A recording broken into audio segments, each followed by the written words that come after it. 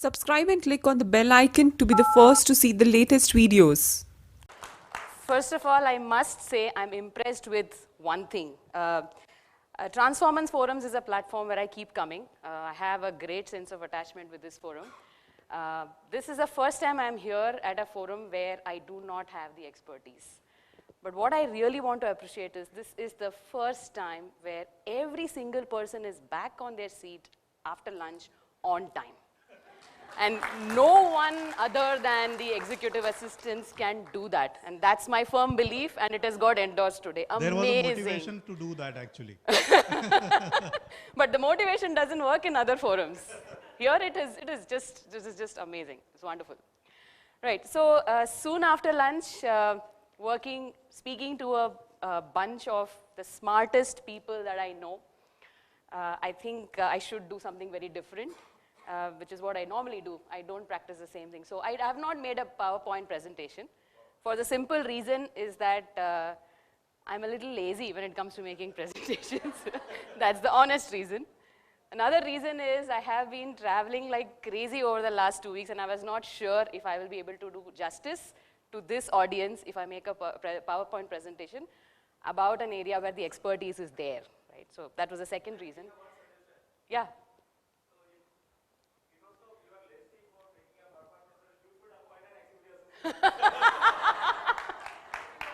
Very good one. and the third reason, which is the genuine reason which comes from my heart, is PowerPoint presentations are meant for dumb audiences, not the smartest audience like this. So,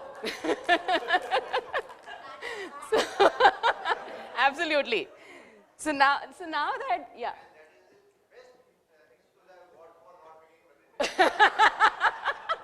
Feel free to use this excuse. There's no copyright on it. Well, okay, now that we have acknowledged this excuse, we're going to do it like this. I'm going to come up with my observations in the various industries, the type of organizations that I've worked with. I've worked with a large Indian engineering conglomerate, don't have to name it. I've worked in the pharma industry. I've worked in a manufacturing industry, and I've also worked in an oil and gas project management consulting type of industry. And I have seen variety of bosses, and I have seen variety of executive assistants. And I've always observed the executive assistants and the way they work and the way they make their bosses work. I've observed that, and the entire, we have an hour or so, right? How much time do I have? Half an hour, okay. So the way we will do this is, I'm used to 1 hour. Well, I can cut it short, not a problem. That's the advantage of not making PPTs, you see. Right, so my observations are something that I'll talk about. And what I want the audience here to do is, when I talk about a particular observation, please put up your hand at the end of that story. If you have a story to share from your experience, what you have done, join me here and co-facilitate that by talking about what you have done, right? Is that okay? Because the experience is all here. I'm just going to observe and say, right? Right, so this was when I joined the, okay, this first experience is something when I was working at the manufacturing company. So I had this opportunity sitting in the leadership position in HR. I often had to go and have those crazy unscheduled meetings with the CEO and the CFO, especially when it came to budget and salary revision proposals and so on. So I would go to the headquarters and wait there. Even though I had a time slot, I would, obviously by habit, I would go early and wait, and obviously my slot used to be delayed because HR would never get the first preference. But I had this executive assistant to the CEO there, whom I was observing very, very carefully. And I noticed on the very first day when I saw her, I noticed that she was at one moment, she was talking with a lot of human and with putting a lot of compassion and having a conversation with a janitor who had a problem somewhere, probably at home. I couldn't catch that conversation. The very next moment, she was giving instructions to the security guards and the housekeeping staff about visitors who are going to come in. The next moment, she was actually following up with her boss on the appointments that he had. And the very next moment, she was actually putting together a PowerPoint presentation for a client. Now, how do you describe this person and the capabilities? Isn't that a superhuman? How can someone balance the head and the heart so much and so fast? That's the feeling I got. So when I look at the persona of an executive assistant, what comes to me first as the first habit of being an extremely effective executive assistant is to learn to balance the head and heart absolutely impeccably. The kind of emotional intelligence that an executive assistant is required to display is unfathomable. So this is my first story. Who has a real life example to share? Please put up your hand and join me here. Please come. One of you has to come here and talk about one incident. One incident. You? Would you like to? Sure, come over. Because Transformance Forums believes that this is a stage for experts. So experts should come here in the limelight. Mike. You're there. At the same time, I make sure that, if I have to come to heart first, it was my son who was not keeping well. And even now, he is not well. So it does come down to the point where I have to be at home, I have to be with him. Being a single parent, of course. That's again, adding to that. And how I balance is all that, when my boss need me in office, I make sure I'm there. And I make sure that my parents are with my son to take care of all his needs. I say that these are the medicines to be given, these are the things to be given, this is what, this oil massage he needs, that, exercise needs to be done. All will be instructed. But Saturday, Sunday, I make sure my boss does not disturb me because my time is for my son. I do all of that. Night, I make sure that I feed him the dinner, I put him to sleep, not my parents. But yes, like I say, I work with Flipkart and BBD time, I was doing night shift. And I made sure morning I was with my son.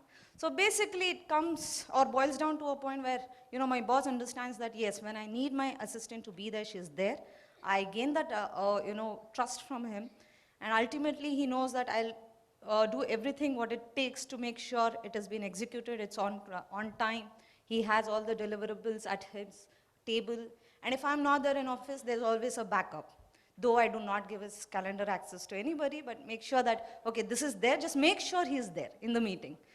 Keep me informed whether he has gone to the meeting or not. I get that information, as simple as that. But at the same time, I call up my parents and say, have you taken the medicines? Is he all good? So, it is that balancing act, and I've been doing this from past 6 months. Thank you And so this much. is a good break, and this is a good experience for me to know. It's not just me, but there are so many of them dealing with this. Absolutely. Thank you so much. Thank you so much. And what's your good name? Bhanu? Bhanu. Okay. Thanks, Bhanu. That was a wonderful share. Okay, so this brings me to my next observation. So the superhuman persona that I had in mind started becoming even more powerful and even having even more skills. So there was this board meeting going on, and something was not working well. We had this, I'm talking about 10 years ago, when smart screens were not very popular in the boardroom. Very few companies had it. So this board meeting going on, and we were not able to connect to the smart screen. We actually wanted to do all those fancy stuff over there and then swipe the screen and stuff like that. It wasn't working. So we all were struggling as to what to do and how do we start on time. And here comes the superhuman who knows how to fix it. Not surprising. I thought maybe he had learned how to do it. But at the same time, one of the senior people in the boardroom happened to be a chain smoker. Okay, so this board meeting was going on for the last 4-5 hours, and he had missed a couple of puffs, right? So his hands were trembling. That's what happens. That's what nicotine does to you, right? So in that trembling, he was doing something on a drawing board to demonstrate. It's an engineering company, so he was doing something on a drawing board, and he happened to poke his hand with a needle, with a drawing pin. So the superhuman comes there and does first aid. Now, from being an IT troubleshooter to being a first aider is a very big spectrum. So that was something where I was wondering, how can this person actually be present there, is also scribing a lot of things, because it goes into the presentation later on, is interacting with the client, is interacting with the people in the room, organizing stuff so that things are happening on schedule, and also attending to the technical glitches. If that's not done, the boss would blow his fuse, and taking care of unexpected situations like an injury and not letting it flare up. So multitasking to, I don't know, whatever extent you may call it. So that's probably what I would call as the second habit of being a highly effective executive assistant.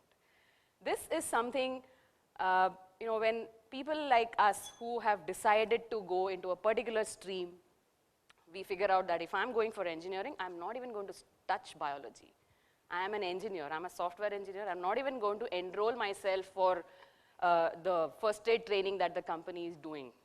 That's how all of us think, okay, we means my side of the story. But being there in that role, I think this role does not draw any kind of boundaries. To me, that was an amazing observation. So anybody would like to share a story where you did two very distinctly different things? Yes, her hand went up first, so I would. But just keep it really short now, because we'll run out of time. Use the mic. Just give me your name. Amina, okay. Hi, my name is Amina. A very short story. There was a time when my son wasn't well, he was admitted, and I had told my boss just about a day ago that I would be working from home. Ideally because there was some other reason that I had opted for a work from home that turned into work from hospital. And I was actually working from hospital while I was taking care of him. So it was two different things happening at the same time.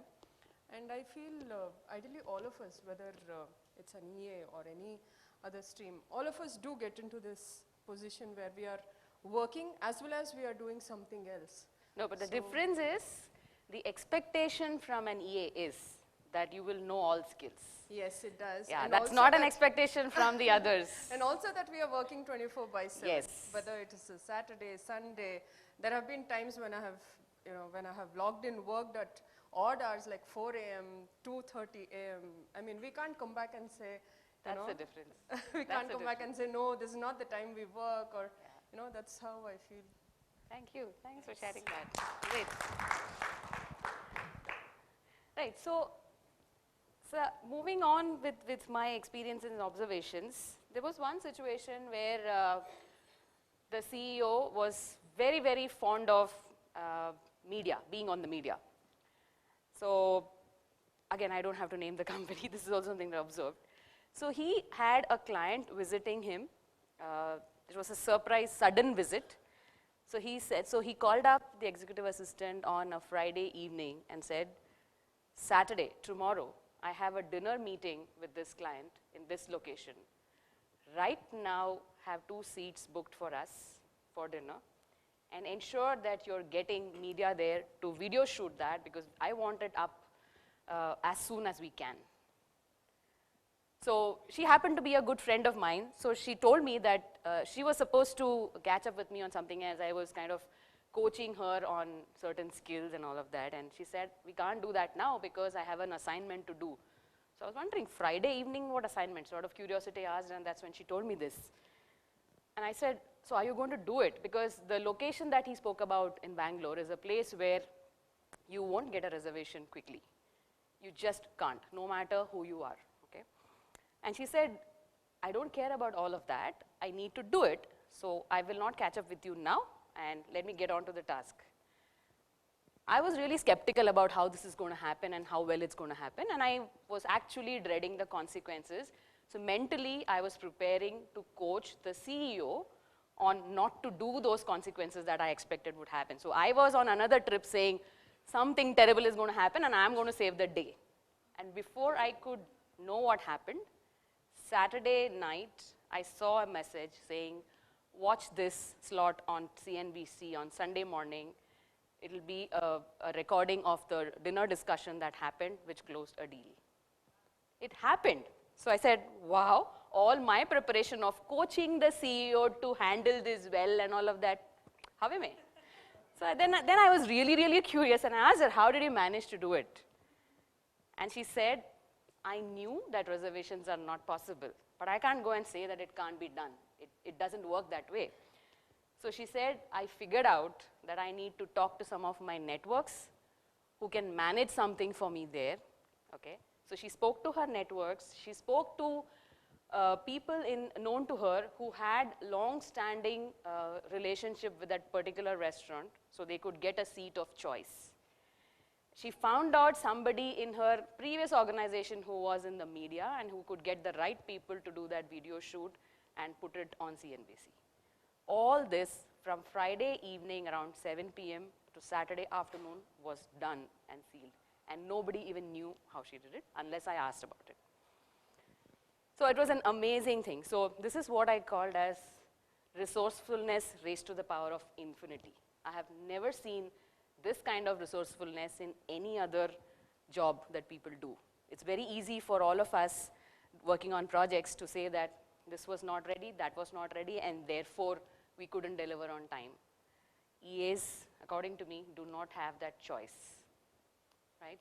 Story, anybody? Personal story? Yes, please come over.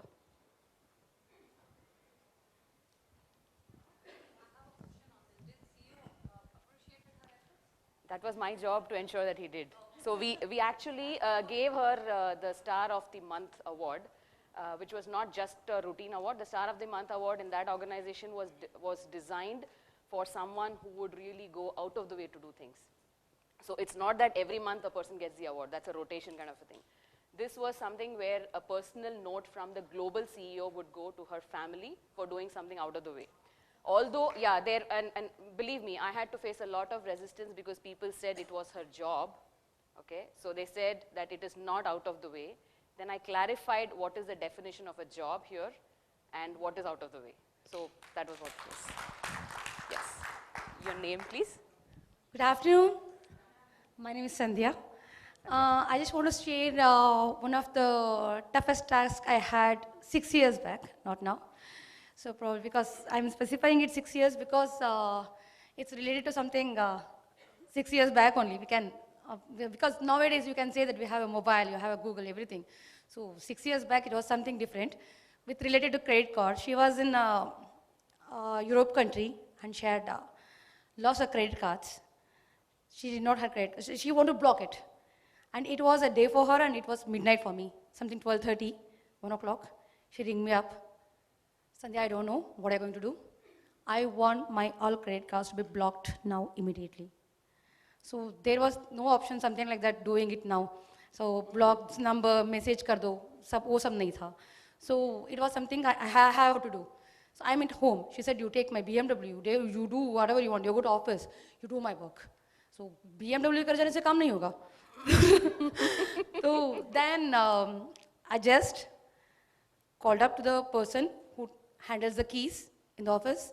So I told him, urgently you go to my cabin, take out the files, whatever the file I say, the numbering, you take it out, and I say the number, credit card numbers, whatever numbers I say, just open it and tell me the numbers, that's it, not more than that. So he rushed there, he called me up.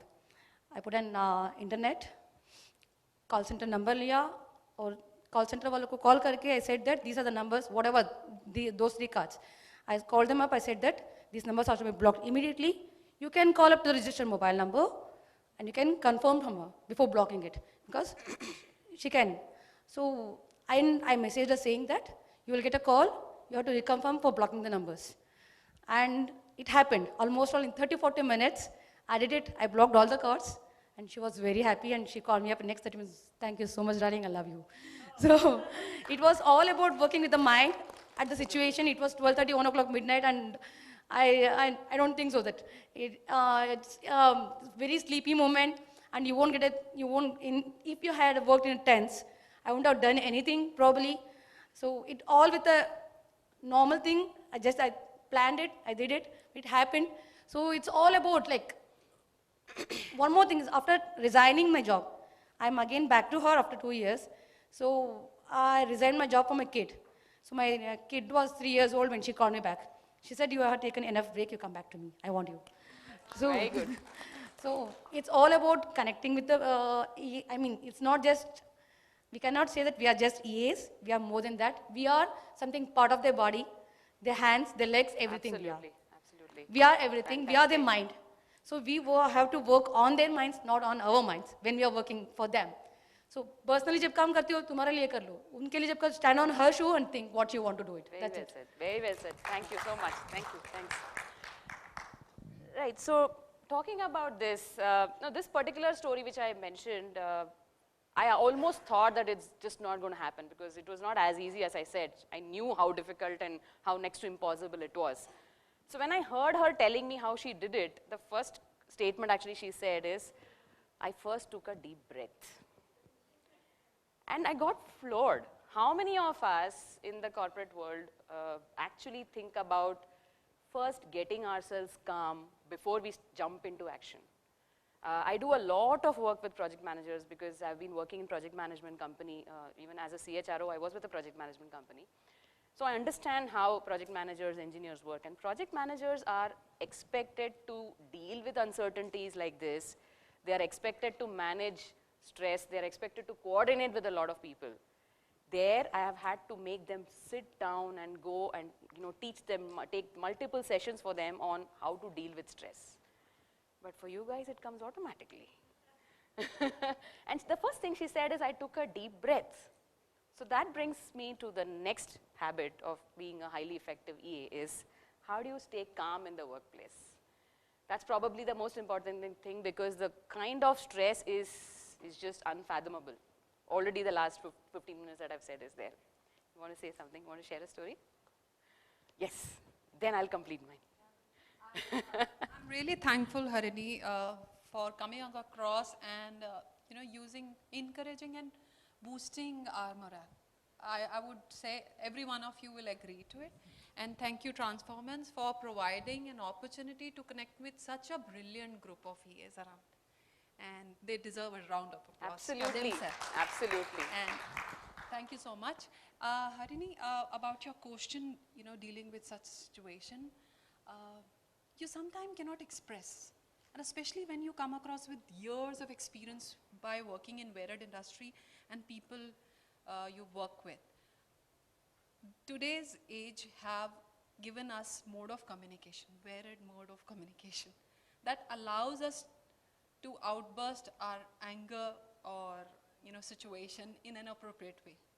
So for instance, you can't just go up to your boss and tell him that I didn't like your way of dealing with it or expressing the way you should have been. But you take a deep breath, as you rightly said, and you need to express yourself in an appropriate language and pass it on.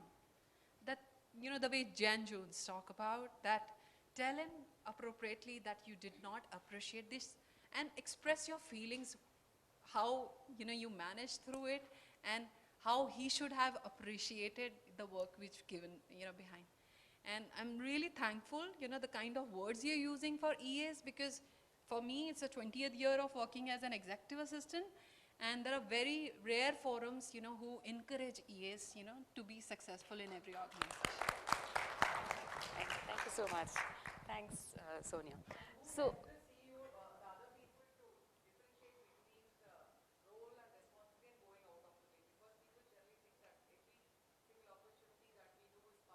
exactly, exactly. And believe me, that's where, my seriousness comes.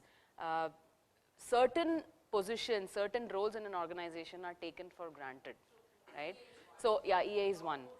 Yes, yes, it is. So, so like Spider-Man says, with position comes, with power comes responsibility. Here there is, like another part of my story, you will hear that there is power, there is responsibility, but how much recognition do you get is what it is.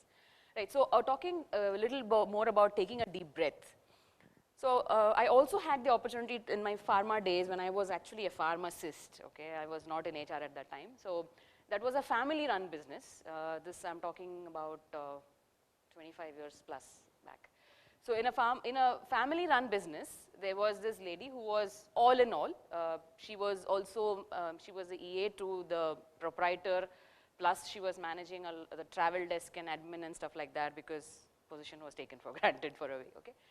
So I used to notice that her desk used to be very clean, and she always had things like a Buddha, a small potted plant, a small table fountain, that waterfall, and She also had Mother Mary with infant Jesus. And I just couldn't put anything of it together. I knew she was a Roman Catholic, but I never understood what is this, variety of things there. So out of curiosity, I asked a lot of questions. So I went and asked her that how come you have all these things and what do they signify? So she said, each of these items on my desk keeps reminding me that I should take a deep breath before I jump into doing anything. And that made so much sense to me. I've seen people who decorate their desk for the sake of decoration. I'm somebody who is generally, I do not keep any decorative articles on my desk. So you'll find my desk having only papers. But here is someone who has thought about what goes where on the desk. Right? So taking a deep breath is the next habit. We'll talk about 2 more habits and then I'll wind up because I heard the bell. So talking about an EA being the person's life, the CEO's mind, brain, all of that. I had this very, very well qualified EA who had to make those extremely powerful presentations for the client. And I used to wonder how he did it. I actually used to wonder because when the CEO makes those presentations, it would be an absolute winner every time. And I learned a lot of presentation skills from him, although nowadays I don't use them. So I do, but not always. Right, so I learned it from him. And I used to wonder how he did that. So he said one of the keys is learn to see the bigger picture. So another habit of a highly effective EA, I think it's the 6th one, is learn to see the bigger picture. So when he had to take up a task and make a presentation, he wouldn't stop at just taking whatever was told to him. He would go around finding out more. And obviously, his CEO was not somebody who was going to sit and coach and answer all the questions. He would just say, this needs to be done. So then I said, how do you find out all this information? So he says, walk around the office. Have lunch with someone you think is relevant for this presentation. Have coffee with someone who you think is relevant for this presentation. Keep finding out all that information, put it all together till you see the bigger picture. Do not rest till you see a bigger picture. That was one of my earliest lessons I learned, learning to see the bigger picture. Anyone quickly wants to share a story before we go to the last? Anyone who has networked extensively, closely, worked with people across the floor and drawn the bigger picture? Yes. I can speak from here. Yes. Okay. When I joined this organization called ClickSnap, it was G-Money before. And for them, it is only 3 years into the system. And they're trying to do many things in a very short span of time. I definitely have learned throughout my experiences to handle such serious offices, with the utmost responsibility. But unless you get into the nerve of a person whom you're supporting to, you do not realize their priorities. So he gives me a task of handling his time. When I joined him last year, he says, I manage my time. And there was a time 3 months after my joining, he says, who'll handle my calendar? So, how I did that? By not putting meetings in his calendar, but ensuring that those meetings which are taking place in his office are productive. People come prepared. So I went onto the floor. Thankfully, we have an open office, not the cabin. And I go to analytic team, business teams, etc. If, for instance, SME team have a meeting with my boss at a particular time, I will ensure that whether you got the data from analytical team to work on your presentation, to show my boss at 5 o'clock, they would say, no, we've been following up. And then coming a danda from a CEO's office to give them an input really helps them to prepare their stuff much prior to the meeting. Absolutely. So that's where the networking worked. And he really appreciated during the PMS process that I have seen you moving around and talking to people. That's not, sometimes it may be a gossip, but most of the time it is networking to get the work out of it. Absolutely. Sometimes it's always good to leverage gossip to get useful information. It works. So the last and not the least, the 7th habit is prioritizing. I do a lot of sessions, I used to do a lot of sessions for my project managers and even the middle and senior level leadership on urgent versus important. I used to keep doing that And I used to all the time keep getting feedback. When I do a coaching session or when I do a training session, I usually do effectiveness measurement. Effectiveness measurement is not the feedback after the session, because feedback after the session will be lunch acha tha, ice cream acha tha, and so on. But normally I do an effectiveness measurement where I go back to a stakeholder and ask whether this person has really improved after the training session. And invariably I have noticed that when it comes to time management, no one really improves. They're pretty much there. That is why trainers keep getting business. We keep doing more and more trainings. Not me, but generally. So the EA that I have seen at a time when planners, digital planners, and all those things did not even exist, using a simple diary, daily diary, prioritization of tasks would happen absolutely impeccably. No one ever taught her urgent, important matrix, the quadrants of urgent and important. Sometimes I wonder whether that quadrant of urgent and importance actually came from looking at an effective EA. Prioritization of her tasks, prioritization of her boss's tasks, prioritization of how things should happen during the day in the organization, all of it was actually managed by her. So this was the last 7th habit of a highly effective EA, which I have seen in the various organizations that I have worked. So anyone last bit wants to share a story about prioritization and how that was a success story? Yes, please. My boss, yes, one is technical and other one is I'm there. So like he was absent, his mother, she passed away, so he was not there in office for a week. So he used to handle CapEx, PR, POs, everything, and mine was all other things. So it happened like my boss is the CEO and the director of the company. So he said, Archana, do this CapEx first. Then he called me after 5 minutes and said, Archana, come here, do this first. So he had given me n number of things. But the thing is that I thought I will do it. But then I went back to my desk and I was so confused, like I was not able to focus on my own work also. So I went straightly to him and asked him, okay, sir, these are the things you have given me. Please tell me which is the priority. So then he came back to his senses because even he was surprised that he has given me so many work. So he accepted it and touched wood. My boss is very nice. So he realized that it is not possible to do all the things together. So he said, no, you can do this first. I want to give this to the MD. So there I was able to handle that. Awesome, awesome, wonderful. So I would just want to sign off this session with just making this one more confession, which I didn't say in the beginning. When I was about 6 to 7 years old, I used to watch a lot of English movies, kind of, comedies and all of that. And when somebody asked me, the very first thing when someone asked me, what do you want to be when you grow up? I said, I want to be an EA. Because I felt there's a lot of power in that role. I felt there's a lot of responsibility in that role. And somehow that persona which I started seeing in my mind of an EA was someone who actually runs the businesses. So that was my first aspiration as a child. Of course, then destiny took me to several places, but that's history.